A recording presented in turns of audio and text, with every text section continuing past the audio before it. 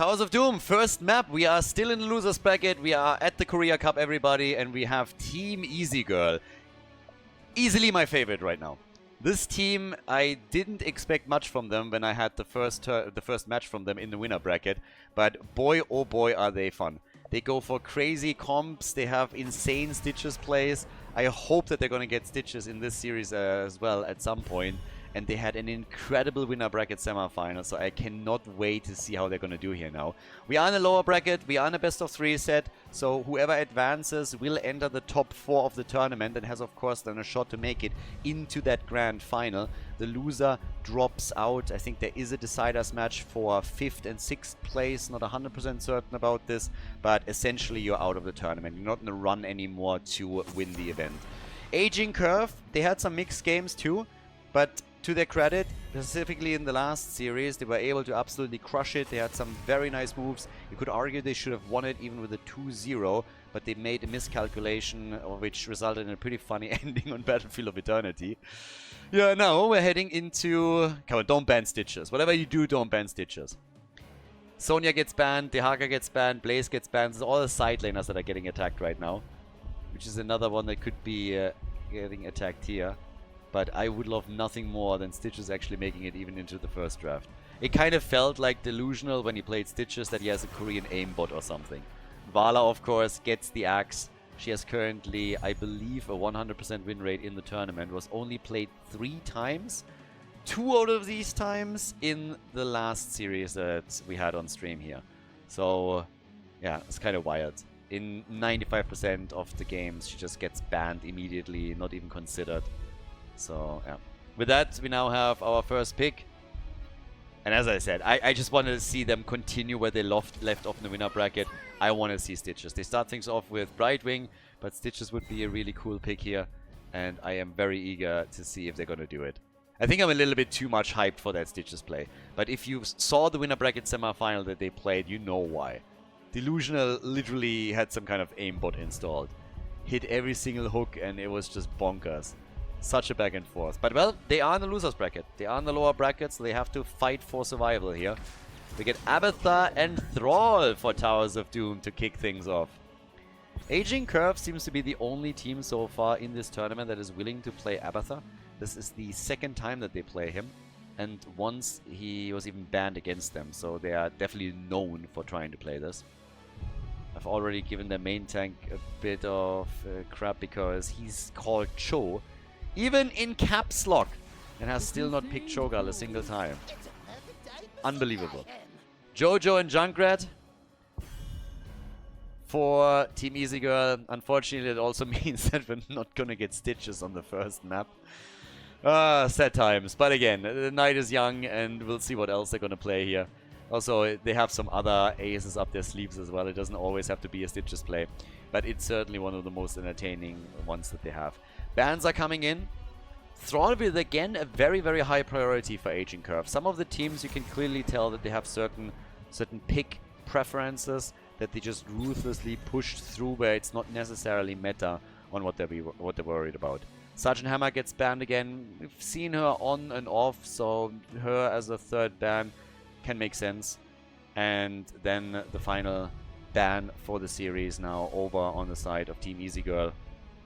Team EG, again, I said it before, but I personally thought, okay, EG is an homage to Evil Geniuses, and then I end up the lobby, and literally the first thing that happens is that some of the guys on the team's like, we are Team Easy Girl, we are Team Easy Girl, and I was like, okay, I'm gonna change my overlay, it's fine.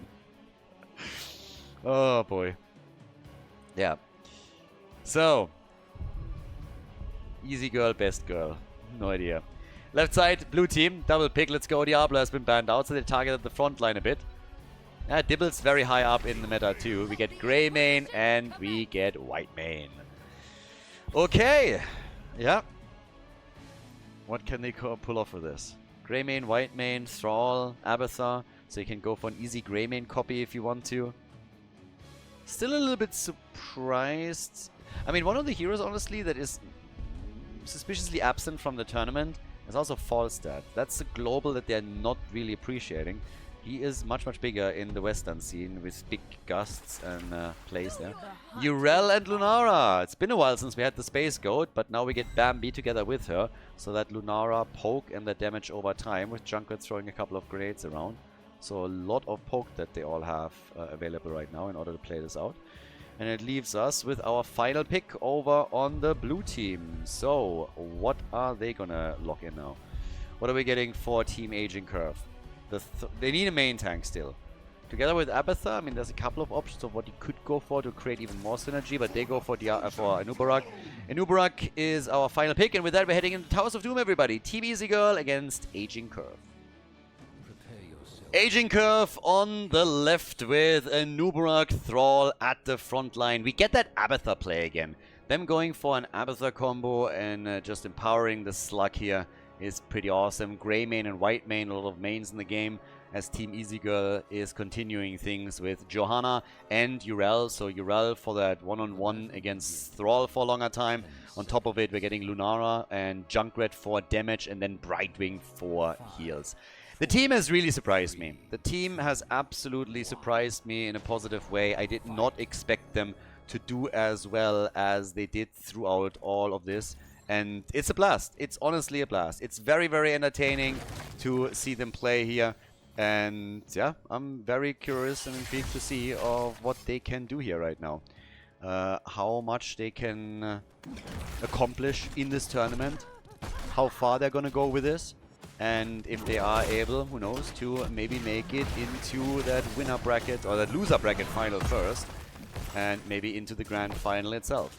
Now, obviously, if you have against you a team that is running Abathar, you're kind of trying to exploit the early game a little bit. You're always trying to make some extra moves there, come in with a bit of big damage, and yeah, just trying to push. Exploit the fact that they don't have the extra thingy on the map, the extra, what's the name?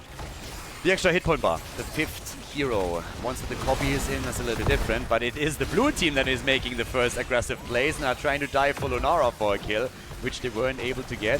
So they are still alive and kicking, but that got a bit dangerous for just a moment. Yeah, that could have backfired for sure. So, as it stands, we are still having a pretty nice position down at the bottom of the map as the red team is trying to take a camp. The problem is that Thrall is moving in. Damn, Aging Curve is aggressive in this one. They really are. They want the camp and they get it. Can they also get out with all of their players? It seems like they can. But I like the aggressive plays. The problem is that Thrall gets killed. Alright, so Thrall at least is taken out. Now the dive onto white main. Anubarak actually stunning out Urel as they're trying to chase her. And she makes it. So she is still alive and kicking, but kudos to the team in blue for playing that aggressive from the get-go here. I like it when a team is able, you know, to just show some aggression and yeah, just put their mark on a game. And that's exactly what they're currently doing right now. Now, at the top, Abathar had to be a little bit careful and was already moving away here. So Abathar is on the run. We're having at the bottom of the map still Junkrat trying to pressure this out. The build, by the way, for Abathar is the same that he has used in the previous series where he played it on Cursed Hollow. So we're getting, again, a full Toxic Nest build. And he is probably going to skip Mule again. Has gone the last time into all the Toxic Nest talents and just skipped out on Mule completely. So I would assume that we're going to get the same here. In the meantime, Greymane with Viciousness into Insatiable. He's going to be likely the target for the copy. There's a couple of plays that you could make to play around that, but likely it's going to be the copy target. We have Feral Resilient for Thrall here as the level 4 talent. And I think they played him before. I guess they were the one that were going for follow through here. It's not really something that I find too appealing on Thrall. Unless you're going for the Echo of Elements on level 1, and then even then it's only when you have really, really good micro and mechanics. So Thrall still trying to get a kill here, and with the help of Abathar he gets it. Abathar is always a bit of a meanie, so you have to be careful when you are thinking that you are engaging in a 1v1, because he will very quickly switch that up on you and then just punish you for that assumption. Now, That means 2 of the altars go over to the team in blue. Well done. Very well done, actually. And now the question is, how much more can they do on this? Because that was 2 out of the 3 altars. It was a kill that they got together with it as well. So it's not too bad. Thrall again goes for follow through. As I said, I hate that talent. If you go Echo of Elements, I think you can get some nice damage out of it. And you can work more abilities in. And yeah, just make this a little bit easier. But generally speaking, I don't know. I have seen some players use that in HTC days, and even with the superior mechanics that they had trouble getting massive value out of it. In very rare instances, it was decent, but most of them immediately went back into Ancestral Wrath, which is just such a nice one if you have additional sustain and you have also a bit of a nuke against high hit point heroes on the other side. So for me, a little bit of a weird choice that he continues to follow through with that, but yeah, it is what it is. He seems to like it. Let's see if he can get some nice damage out, but it's going to make his game, in my opinion, a little bit more difficult. Follow through in theory can be nice, more so when you have Echo of Elements. The practicality of it, given what it competes against on that talent here, is always a little bit eh. But yeah. 36 to 32 points still on the core, and well, they are pushing at the bottom of the map to try and get some of those pumpkins connected. Right now that has not happened yet, but maybe they can get a kill here. Lunara has gone into Choke and Pollen. Quick reminder that we had at least one game where they decided to move into Splintered Spear. But since then, I want to say, we've had nearly exclusively Choke and Pollen, which is kind of the go-to talent on all of this. So, yeah. They're already poking with her very aggressively. Junkrat has gone for the Dirty Trickster. Easy exchange in altars, so nobody is making any aggressive plays yet. Well, no aggressive plays for the altar, but they're certainly making a couple of aggressive plays for the camps here. So our Korea action continues with more aggressive decisions being made, and the idea of taking down another structure here. So if they can grab the pumpkins and then move on to drop the tower, push the opponent away from them, who knows? They might be able to do some serious damage on this. Get those towers destroyed. Maybe even a kill. Level 10 abilities are ready. That might give them an even bigger lead. Thrall is already getting zoned out. Here comes Sleep. Once, twice. And Riptire for Greymane. Goodbye, my friend. He's gone. Greymane eliminated. Easy kill. Job well done. They are able to break him apart here. And this one was important. Get the kill just before the opponent locks in their own level 10. And, well, here we are. So, right now, we're getting Go for the Throat. We have also the Ultimate Evolution. And this is, of course, where the blue team is now starting to get a bit of momentum, right? So, now they have the Ultimate Evolution. They have to choose their battles wisely, of course. But this is really the opportunity to come in and start taking some heroes out. Get the copy on Abathar going. The double Greymane play, for example. And then, yeah, just try taking Lunara down. Drop her, if they can. We'll try. 2 kills to 1. Bot lane is opened up, and now we got the double altar here. So this is really the moment where you could say that the game is getting a bit more aggressive, where the action will begin. Again, Lunara with big plays. Whitemane survives. Brightwing dies, and so does Junkrat. Aging curve, ladies and gentlemen. With some big plays, 1 altar channel at least for the red team, so they're going for a trade essentially. Even an interrupt if Jojo is moving in. What? Did he not have the cooldown, or why did he go for the shield glare? Did I miss it? That was a bit odd. If you already go in range, then you might as well use it. Maybe I didn't see the animation, or he was on cooldown, I didn't realize that he was. But either way, they let the altar channel go through without delaying it any further. 3 kills to 2 now. But they got so close to kill Whitemane. I mean, Lunara jumped in with a double leap and they had her so damn low. I really thought that this is it for them. But they were able to let Whitemane live. She survived. And that helped quite significantly. So after that, Brightwing fell. And with one team still rocking a healer, the other one being completely exposed there, there's nothing that they could do. Now, with that said, we still have level 13 talents kicking in just a tiny little bit sooner for the red team than we see for the blue team. But Team Easy Girl is not having an easy time here. Definitely not. They're struggling a bit. They're not getting the kills that they want. They're not able to just get those dominant positions that they enjoyed in some of the previous matches.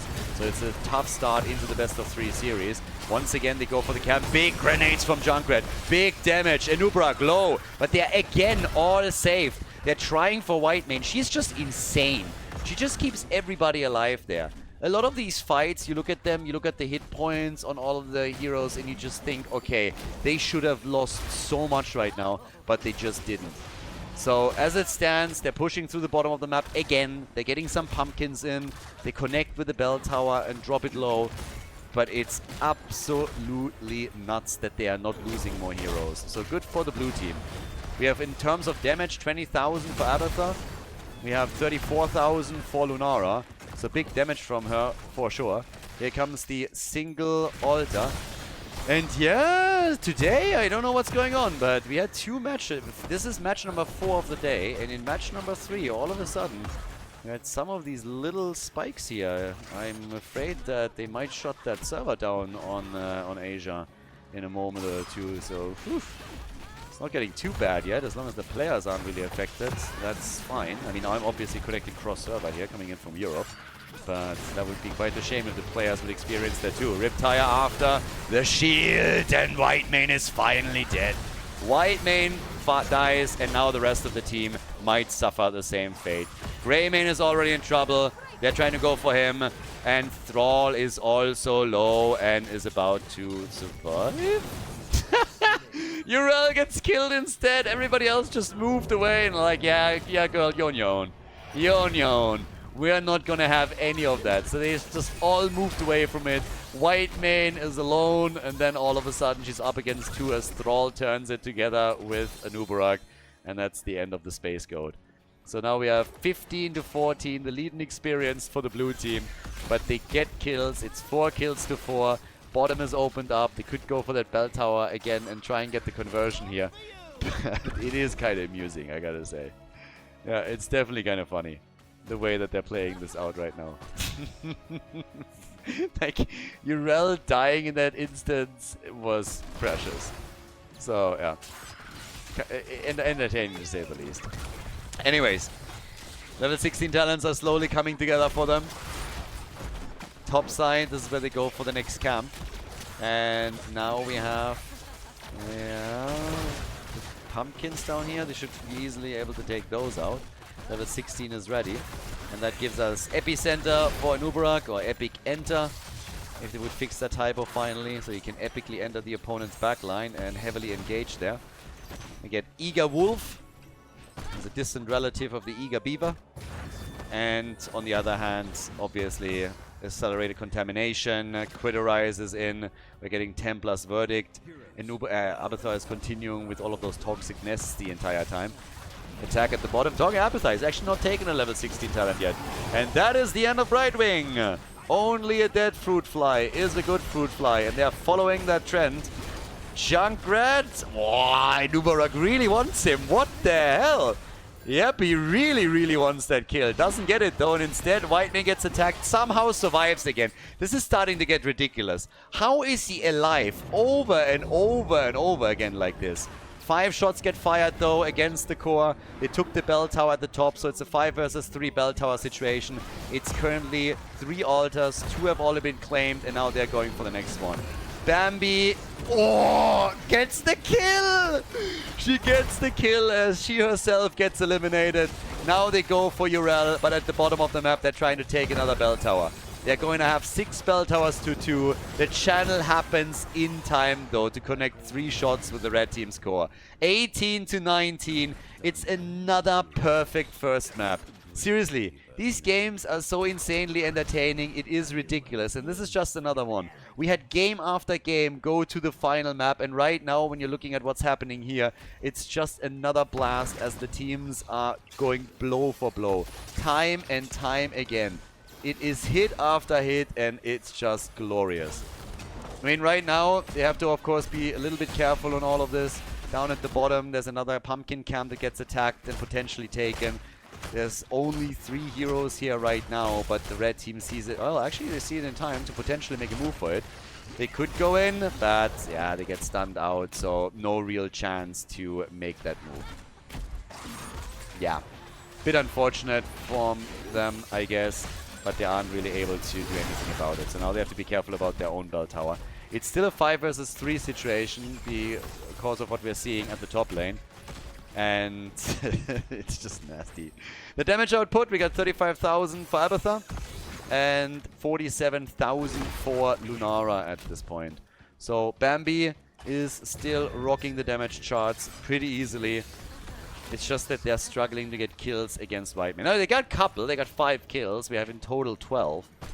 But yeah, the amount of times where they got heroes just incredibly low, and it seemed like multiple would fall, just getting pelted by the poison of Lunara and the grenades of Junkrat is nasty. And then it's Whitemane that just keeps everybody in play. Once again, grenade time. Thrall low. The copy gets destroyed, and the rest of the team moves out. 5 versus, well, technically 4 with the copy now gone. But they were still not able to get anybody else killed but the Abathur copy. So right now the battle for the lone altar at the bottom of the map. And by the way, that bell tower at the bot lane doesn't look good for the blue team either. If they lose that fight, red team is going to take it before they're moving in for it. Once again, they go for Greymane, and they go for Whitemane first. Whitemane is gone. Lunara, hibbity-hobbity, coming in with one hit after the next, and they are looking so good with her once that they get rid of that insane support heal.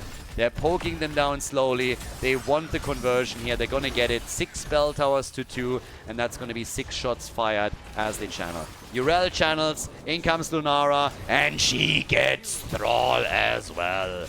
Lunara just crushing it. And the shots are fired. The core goes down to 13 points against 18 on the red team's core. And then on top of that, of course, now the opportunity to start the barrage. This is the moment where the game could slowly start to end. They go for the middle. They want the barrage. At the top, they're trying to take it. It's not going to quite end the game, but they might get a few shots either way. The channel happens. This one is going to be taken. They want to stop them, and they can't. Not a single shot fired, but an exchange in bell towers. Boss is up 2. Could go for that. And this is exactly where they're moving next. So they want the 4 shots. They want to drop them into the single digits first, which we're going to see now right here. They're dropping down to 9 points on the core, so they're doubling the opponent's numbers. 20 versus 20. Go for the throat, upgraded into Unleashed.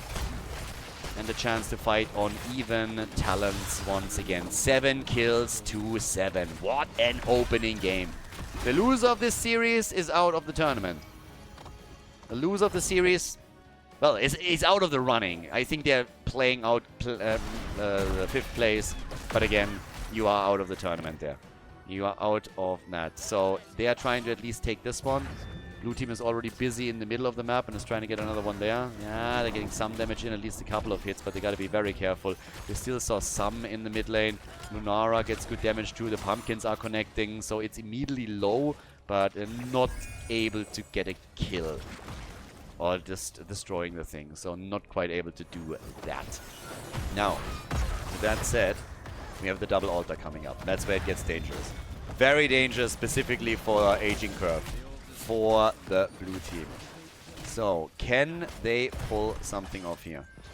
That's the bigger question. Everybody is just dancing around the first. Channel has happened at the bottom of the map from Lunara, so she has already started to channel here. Nicely done. And actually, they are starting to also push a few more minions through the bot lane in the hopes of taking that bell tower down. Because if they convert the bell tower over, they can end with this altar. All they gotta do is convert the bell tower. Convert the bell tower and then go for the altar play. If that's a thing, then it's going to be pretty great. And that's exactly what they're doing. It is exactly what they're trying to do here. Bell tower is taken. Team fight starts. That's the big moment right now. In comes the attack against the Abathur copy. They're forcing it back. Haven't destroyed it yet though. But now is an opportunity to basically end the game with another channel. They lost this altar, but with the next channel, they can end the game if they get just one through. 15 to 5. Or, of course, you escort some pumpkins through. Go for another boss. Those are options that you have as well. Good for the blue team that they were able to at least get the channel in the middle. But a 10-point difference on the core is still pretty massive. 56,000 damage for Lunara. Abathur is sitting at 50,000. They are trying to hold on to control of the bell tower at the bottom of the map. And Junkrat is at the top. Bot lane bell tower control is so important because you have 2 pumpkin camps that travel through it. So if you consistently take these pumpkins, you can do lots of work with them. You can really start to absolutely crush it just simply by you escorting pumpkins in, forcing the opponent to respond, forcing them into a fight that they might not want to fight here, get a kill and then snowball it from there, or end the game by getting the pumpkins connected. Currently, this is not really happening, but right now the attacks are still coming in strong. So as you can see, we have Junkrat in the middle. He was initially, or not initially, but he was a couple of minutes ago at the top, trying to push that out. Whereas they were focusing more on the bot lane and control there. Here comes the double altar, and they are not going for bell tower conversion anymore, the blue team. So it means that they accept that they have to win this fight, and they have to win it big time. If they lose one single altar, then it is over for them in this first game of the best of 3 series. 7 kills to 7, level 22. Here's the moment right now. The altars are up, they could start the channel. Junkrat could run over. They already go with Riptire in for the attack. They could try and sneak it. Here comes the Nubarak. Tries the stun, misses it. They had the cocoon on Jojo, and it's not looking good for the blue team right now. They're trying to push in aggressively. The copy on Abathur is going to be gone soon. TM. Here comes the channel, and the interrupt thundering, and Bambi is down. No idea why Bambi just took it. Absolutely no idea why Bambi did not move away. You see the animation from Anubarak. They must have thought that they can get it through first. Pumpkins through the bot lane, put the core to 3 points. Abathur moves in at the top and starts the channel here to at least get the first one. They're still trying to lay over here. 2 points against 15 on the core right now. The battle is not over yet. 3 shots are fired as Abathur completes the channel down at the bottom of the map. Urinel is now trying to take the camp and push another 3 pumpkins towards the core. One of the reasons why the team is trying to interrupt at the top. Junkrat, can he get close enough for this? They want him. They're trying to get him. Greymane going in deep, maybe a little bit too deep. No, the blessed shield missed. She missed. She used it too early. No way. Jojo, delusional. No freaking way. That could have been the play right there. But Pumpkin's at the bottom of the map right now. Urel is trying to win the game. Greymane is harting back. He might be too late. And Anubarak is dead. Even if they get the channel, the game is over. She escorts it in, and that is game, ladies and gentlemen. 1-0 lead for Team Easy Girl as they take the victory on Towers of Doom. GG. Before we head into game number 2, make sure that you subscribe to the channel if you haven't done it yet so you don't miss out on any future content here on Khaldor TV. Battlefield of Eternity, map number 2. So, 1-0 lead for Team Easy Girl. Very hard fought though. Not an easy win. Team Easy Girl is not easy themselves, and they did not have an easy time on the first map. Now we get Sonya banned again, but of course they could make that a 2-0 now. I am still a little bit annoyed that Jojo didn't wait another second before she got the Blessed Shield. It didn't affect the outcome of the game, obviously. They still won it. But I would have loved to see her flanking in from behind, getting a full connection with the Blessed Shield, and just absolutely demolish, essentially, the entire team. It would have been so cool, but she was a little bit too trigger happy. And then as she comes in, yeah, she just loses out on the opportunity, and it's kind of unfortunate. So Vala gets banned. She's gone. Doesn't come as a shock. I mean, first of all, they love Vala to begin with, and then it's also Battlefield of Eternity, so now you're looking at a map where with an arrow build she gets even more value. So we're getting, with the next ban, Dehaka eliminated. Personally, I'm still hoping for Stitches. Just simply because of the amazing Stitches plays that we've seen in the winner bracket semi-final from Team Easy Girl. And a quick note, if you haven't seen that yet, you should definitely check it out on YouTube. I highly recommend. Both semi-finals were amazing. Absolutely amazing.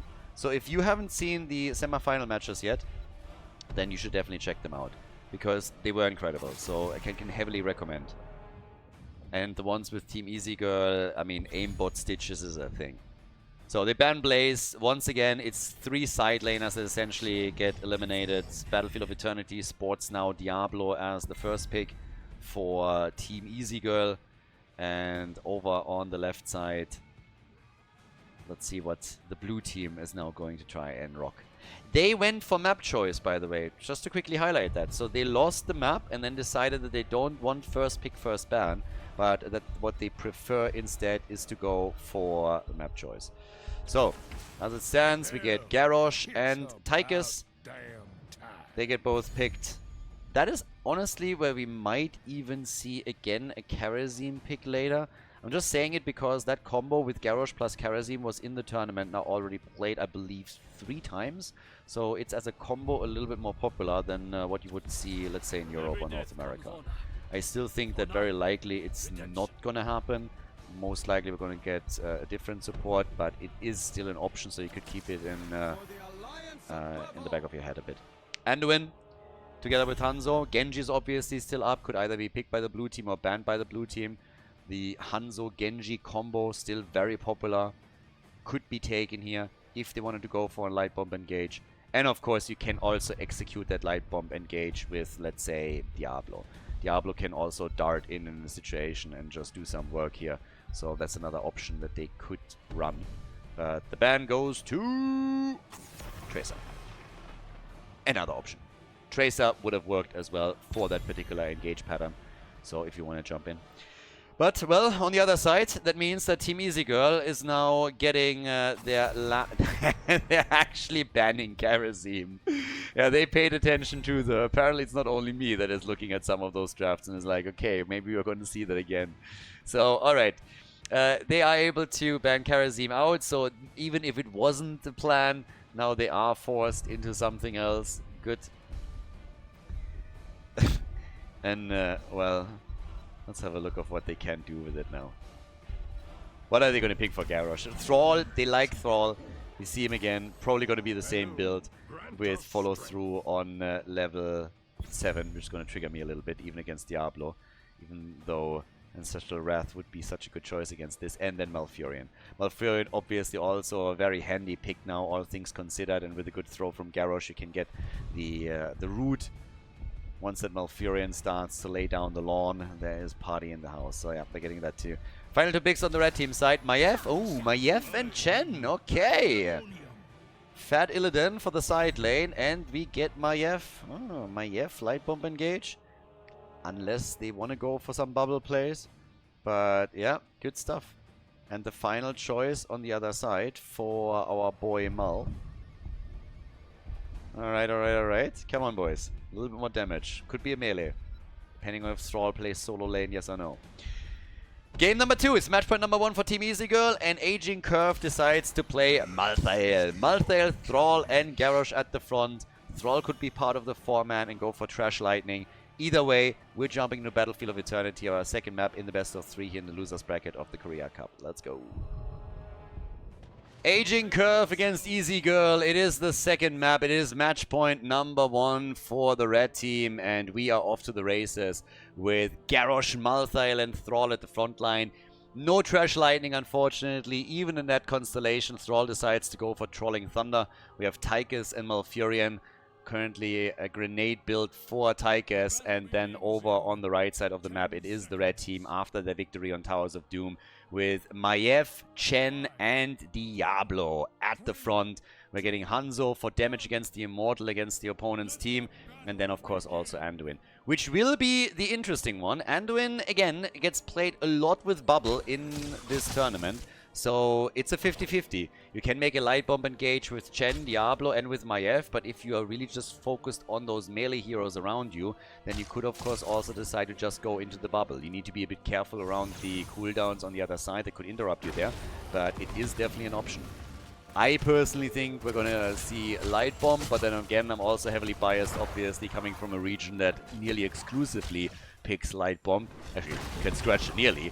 Light bomb gets picked exclusively. So, yeah. Emerald Dreams already. And we are off and good to go. Diablo gets flipped and immediately pushes out. So as long as he doesn't engage there, he's going to be fine. Malthael is part of the 4-man and not Thrall, which of course to an extent explains immediately why we're in the situation looking now at the spots, you know, where Thrall has decided to not go into Trash Lightning. Not saying that he would have done it 100% if it was part of the 4-man, but it would have made the situation way more likely. That's kill number 1.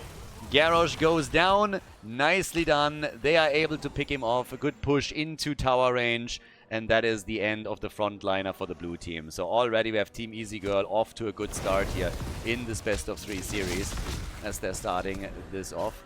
And, well, then at the same time now, the move towards the camp at the bottom of the map that we could take in just a moment. So, well, 1 kill to 0. Camp so far not actually taken. It's only Chen at the top lane that together with Maiev has moved in for another one. So, yep, grabbing this one pretty quickly. And now the rest of the team at the bottom of the map is hoping to also take the second one. That is actually going to work out for them if they are buying a little bit of time for Maiev to complete the rotation, because she's just now starting to come over here. And yes, they're getting both. So really nice start for them. It's actually a very, very nice start. If you look at that situation unfolding, this is perfect. They have a leading experience. They have, thanks to that lead, now also been able to take both. Well, it's partly, it's both a little bit. But yeah, essentially they've been able to take both of the camps. So that's already pretty neat. Able to pull that off. Take a leading experience. Not an insane one or anything crazy, but hey, it counts, right? So able to do that. And now just a question of what can they do around objective number 1. Do they have a couple of options there too? It's not a big lead, but again, it could make a bit of a difference. Most of the time it doesn't. Level 7 talents usually don't play a role on Immortal number 1, at least not too soon. But if you can delay it a little bit, and if there's a stalemate, for example, then it can actually start to make a bit of a difference. So, yeah. We'll see. We'll see what they can do with this. I mean, either way, by now we're having, of course, the camps taken. We have down at the bottom of the map still a bit of a play being made here. Diablo gets targeted very heavily now. Master Assassin for Tychus, so he didn't target Diablo specifically with the bigger they are, but it's Anduin that they're dropping. And with a healer gone, this is making their first objective much, much harder for the team in red. So they're going to have a bit of a tough time on this one. Malthael also great on the Immortal itself for damage, but the race is on. And so far, the red team is actually holding their own pretty much. So it's not too bad for them right now. Halftime show, it's a win for the blue team, but still, they did a decent amount of damage here. Question is just simply, can they... Ah, well, they are trying to race it still. Not quite sure if they have the damage output for that on the Immortal. Seems very much like we're going to get the first objective for the blue team. It's closer than I thought, though. It's way closer than I thought, and I'm totally wrong. It is the red team that takes the first Immortal, so they're locking it in, and they have the push through the bottom of the map now. Not bad. I did not expect them to turn it the way that they did. Good for them, and more bad news therefore for the blue team, for Team Aging Curve. So, yep, level 7 talents have kicked in. We're now looking at Internal Flames over here. We see Never Outmatched, we have Desperate Prayer, and we get the Elusive Brawler for the team. As they are moving through the bottom of the map, trying, of course, with a 2-0 victory. I mean, that's the goal at the end of the day. But it was an easy defense. Very nice defense. Because topside, they're pushing with 2, so there were only 3 heroes at the bottom of the map. And at the top, they are breaking through the gate and trying to do a bit more work here with only Maiev and Chen. Thrall has, by the way, as expected, gone for the exact same build that we've already seen previously from him. Twice. So it is follow-through on level 7. But... generally speaking, I gotta say, not necessarily as much damage as I thought they would be able to do with the first objective. I honestly expected them to be able to do a little bit more. They started to split the attack on 2 lanes, but at the bottom they didn't even break through the gate. They're now slowly starting to do that with some poke from Hanzo. But generally speaking, I expected with the first Immortal, even with a reduced shield, them to have a bit more success on it. Nothing insane, but at least damage, you know, the fort a bit more significantly, which hasn't happened. So now the attack over here. Oh, and this time Tychus goes down. They're really brawling for that camp. They want it. Hanzo gone, Diablo gone, the blue team on a tear, on a killing spree, coming in with a triple kill and eliminating Anduin. It's a quad kill essentially. They go for Maiev and she dies to the damage over time. Bad, bad news for the team on the right side of the map, for Team Easy Girl. They didn't expect that. After they killed Tigers and had the numbers advantage, I don't think they thought that was a possibility even. But they came in and just murdered 3 of them with ease, and then Maiev falls shortly after to the damage overtime. So yeah, very nicely done. Absolutely brutal play here. That one was massive. That was absolutely massive. Good for them. They put themselves into the driver's seat now. We have them with a bit of an advantage. Attack at the top could actually cost Chen his life. They're trying to save him. Chen! And he's gone. Chen is gone. Level 10 abilities are ready. That makes matters, of course, so much worse for them right now. It is Aging Curve that is putting the hurt on. And they are doing such a good job with this. I kind of was counting them, mentally I was counting them out a little bit, I have to admit, after they started a bit rough into the game. But now with that one big fight and then the follow-up around the objective, they've really put themselves in a position where they can determine their own fate. The level 10 ability in the last encounter was great. Now it's 10 versus 10. Normally, Tormented Souls played by Malthael on the server here, but they still haven't made a choice on that yet. Whereas the red team has their heroics too, but hasn't made a choice on that yet either. So we are in a very interesting spot now. Level 10 versus level 10 ability, but it's already a halftime show victory for the blue team. So unless the red team is able to now push in and get some serious damage done, maybe take down a hero or two, they are not gonna be in a spot where they can win this objective. So this could get really bad really quickly. Even with a victory on objective number 1, the red team has not been able to take any kind of fort out. So it is even on structures. So let's hope that they can solve whatever issue they have. Again, there was a couple of lag spikes earlier that might affect the players too. But either way, we're going to be back in just a moment, and then we'll see who's able to take the next Immortal. And also, if Aging Curve is not just pushing through here, or if Team Easy Girl brings it back. Well, and we're back to business. So at this point, we have the barrel taken, we have the disc out.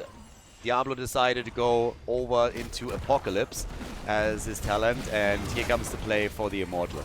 And this one is not looking good for them. Arrow into Apoc! That's the play right there! There it is! Arrow into Apoc and triple kill!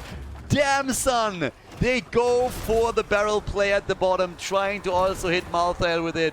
But that's exactly what they needed to do. I was questioning their ability to pull it off, but they did it.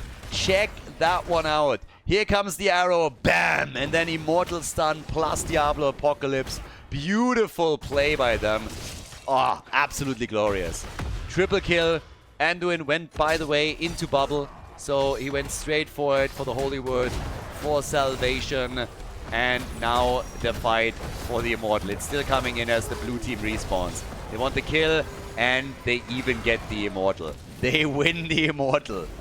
Yeah, the shield is much, much lower than they were hoping for, but at least they're not completely destroyed here. So they're able to win the Immortal, puts them into a bit of a better spot. But what a beautifully executed combo that we just saw from Team Easy Girl. So, yeah, they gotta defend now at the top. Should be able to do so. 6 kills to 5. I just love this tournament.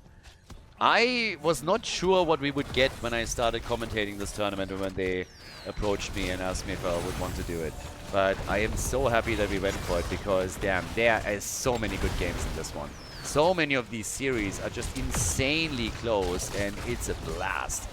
The push at the top doesn't result in a lot of damage done. Arrow into Apoc again! Sweet baby Jesus, they're nailing them. And they go for Malfurion and nearly get a kill on him. Not this time though, and it might actually be the end of Maiev, all things considered here.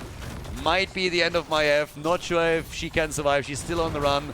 But yep, they're gonna be fine. This is bananas. Love it, absolutely love it. They are doing such a great job on this. Action after action, Hanzo is the one that falls now. Hanzo gets killed, the rest still alive and kicking. And now 13 talents approaching at the teams. Are just really brawling it out on the top lane. That's essentially all that is happening right now.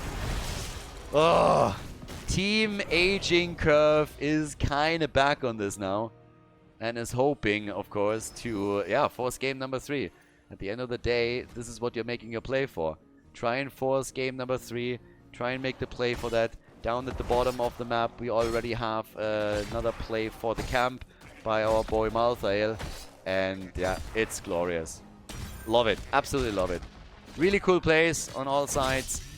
And I have no idea who's going to win this. Every single time I think one team has the upper hand and is going to be able to use their advantage to just, you know, run the show, they're getting destroyed a second later and just absolutely fall apart. So, yeah, play after play being made here. By now, we're also looking again at a potential battle at the top. We're hoping to get another connect here. Maybe now, guys. Flip from Garrosh. Arrow is out. Apocalypse not used, though. So they're not going for all the abilities here just yet. But the objective is up, and that means that the battle for the Immortal is once again live. So, now an opportunity maybe to make a move, make a play. Can they do it right here? Yeah, the race is happening. Nobody is intervening. Nobody is trying to be aggressive. But the race is won by the red team. So they just have the better push power. Thanks to Hanzo as they are approaching the halftime show battle. And now, very likely, the blue team will have to defend again. Ah, it's actually the red team that starts defending here. Okay. Also, there's Odin. Odin is in the house. And they are hammering away, guys. They might actually win this now. I think a race might be won by the red team, but against Odin, they weren't so sure about it. So now there comes Tormented Souls. Yes, the Apocalypse, only zoning them. Objective is won, but can they keep their heroes alive? Chen falls. No, he doesn't. Malthael is dead. Malthael is dead, and Chen is able to get away. They are trying to follow up with a kill on the Thrall, and he might still fall, gets tethered in, and makes his way out of the fight. Insane. Absolutely insane. No! He gets Hanzoed! He gets Hanzoed! 2 kills for the blue team. Their Immortal is not gonna do anything. Oh my god. Yep, the Immortal isn't doing anything here. Well, that's actually not quite fair. Thanks to the wall being opened up and us 12 minutes in, it's going to severely damage the fort. Maybe even take it out? Nah.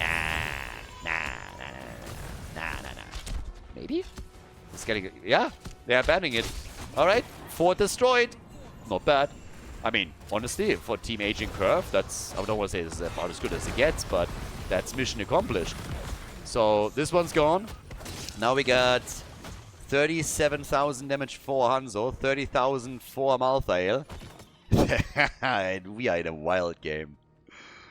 Why are all these games so good? It's ridiculous. I mean, honestly, have you watched the rest of this tournament? How are all of these games just so crazy? Constant back and forth. We had so few one-sided games. It's kind of bonkers. 16 talents on the map now. So, at least for one team.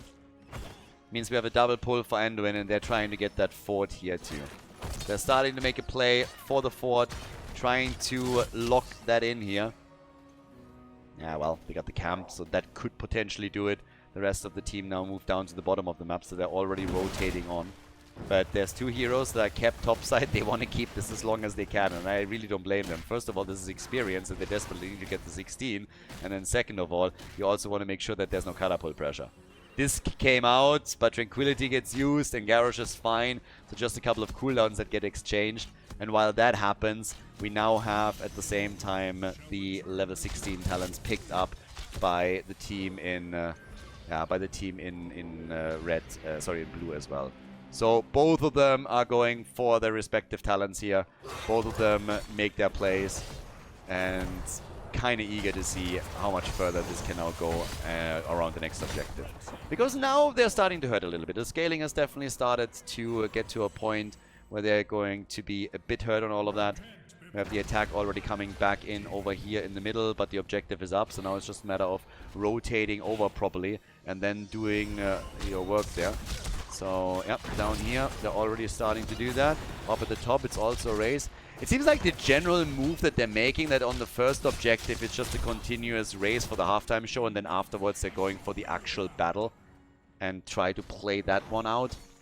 So, yeah, new opportunity for them here, of course, to do that one, or to execute that one as well. But here comes the moment. Because again, now we're 15 minutes in. Now things start to hurt a little bit. So, at this point, you have to be more careful how you play that out. The blue team is now pushed into a defending position. And as they're starting to defend over here, let's see if the red team, with the simple poke that they have through Hanzo, can win this one. I mean, it's getting a bit close. There's no real lane pressure that would ruin the plays potentially, but here they're starting to really commit to it. Disc is out against Malthael, and here comes Odin. They're committing to the fight. Chen has to barrel away, kicks it out right away, moving away as he can. They were trying to buy a little bit of time and space for Hanzo to get more connections through, and they did. So, they're also chunking Garrosh. But as I was about to say, it's all about them now trying to get that Immortal, and they will claim it. Arrow is in.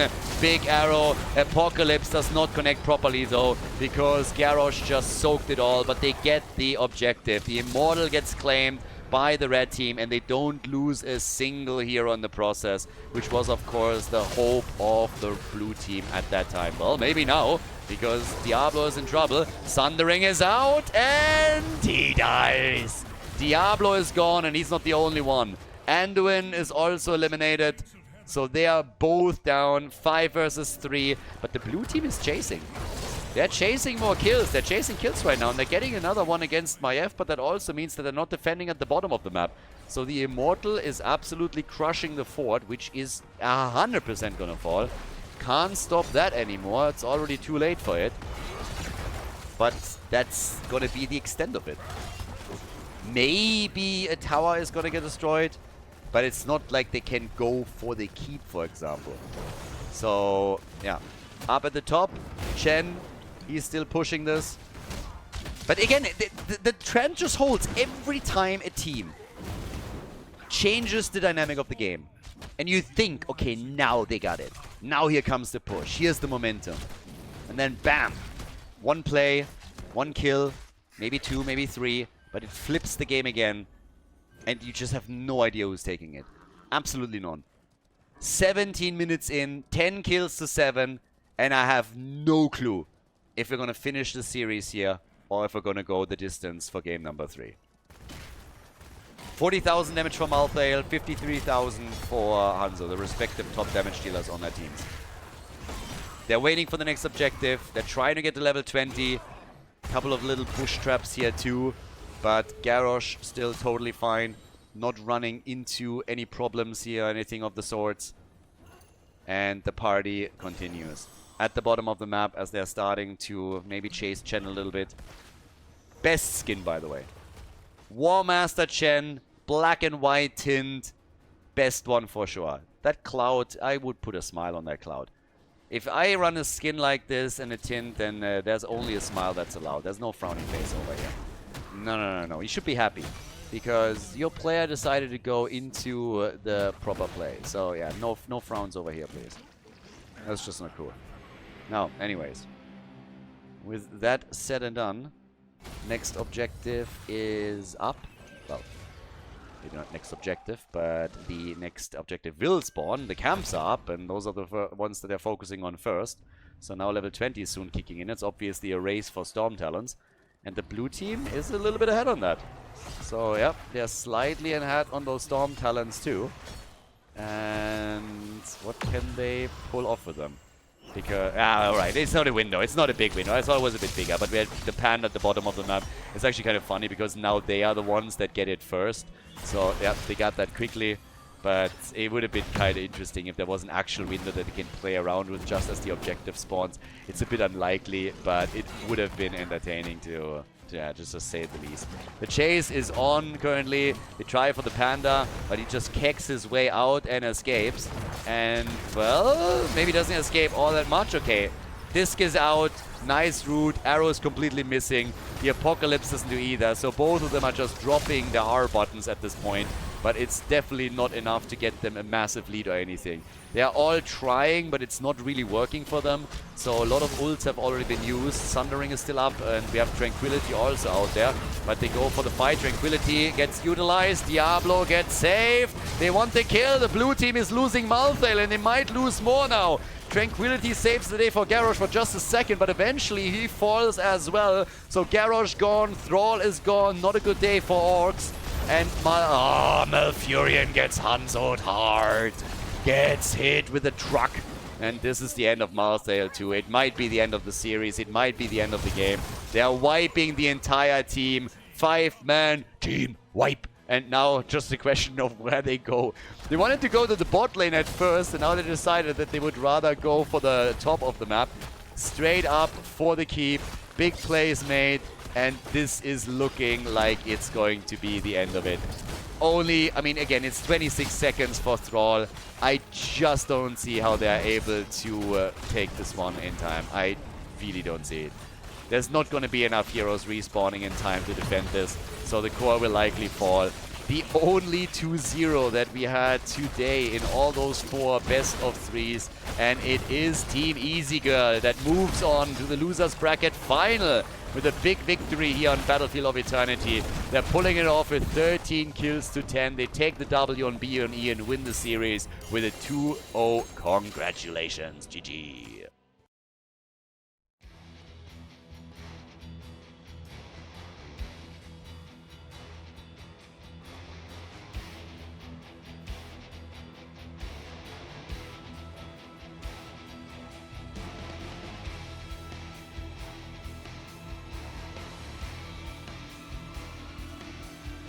Thank you everybody for watching the video today. I hope that you enjoyed the show and the commentary. And keep in mind that the spoiler protection that is going to run for the rest of the video is made possible by all the support on patreon.com. So guys, if you want to support my work, if you want to help me start new projects and keep the spoiler protection in place, please consider heading over to patreon.com/Khaldor. There's also a link in the YouTube description, and check that out. Thanks in advance, and see you guys next time with more esports coverage here on Khaldor TV. Have a great day.